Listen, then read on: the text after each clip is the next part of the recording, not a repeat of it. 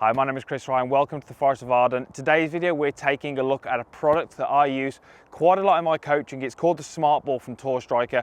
We're going to talk about how I use it and how it can help your golf swing. So this is something that I use quite a lot when I'm coaching golfers.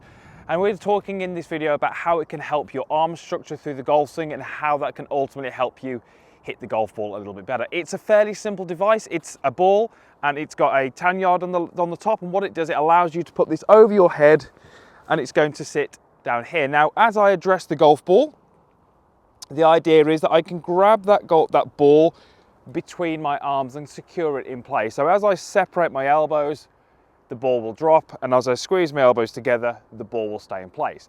So we can use this device to really look at how your arms are structured through the golf swing. In many cases, especially for those golfers who find that they steepen the club shaft a lot in the downswing, they often find they have that path which is to the left, they often have the handle back at impact. Very often what we will see is through that downswing, they have the elbows too far apart. Now that can often start at the top of the golf swing. So often I see at the top of the golf swing, if I can demonstrate this for you, at the top of the golf swing, I will see a golfer where the elbows separate too much. And you can see how I'm unable to keep that ball in place. As I begin down, again, if the elbows are too separated, it's very, very easy to get that golf club on an angle which we'd class as too steep. From here, the path is likely to be left unless we can make some, real big adjustments from there. So the first thing I would look at with this smart ball would be trying to get at the top of your golf swing, the elbows about the same distance apart as they were at setup. Now, for many of you, this will feel incredibly difficult and incredibly hard. We have to appreciate that for many golfers out there, there may be a lack of flexibility or lack of range of motion which is causing those elbows to separate. If that is the case, this will at least highlight that for you and you can maybe do some work on improving that. But one of the first things I would get someone to do with this smart ball is secure it between the elbows and actually just feel like you make some backswings, keeping the distance between those elbows together.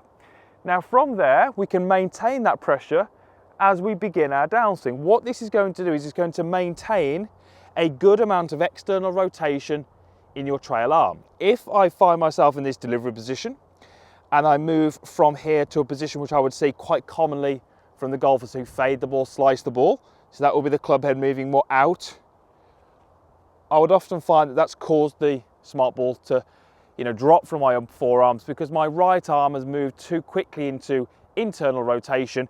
That causes a bit more distance between the arms and that causes the smart ball to drop. So what would I get a golfer to do in practice? Well, I would get them to secure the ball, take a starting position and feel like that ball stays in place through the backswing. Then maintaining that pressure right through to last parallel. And then I would get that golfer to rehearse all the way to impact.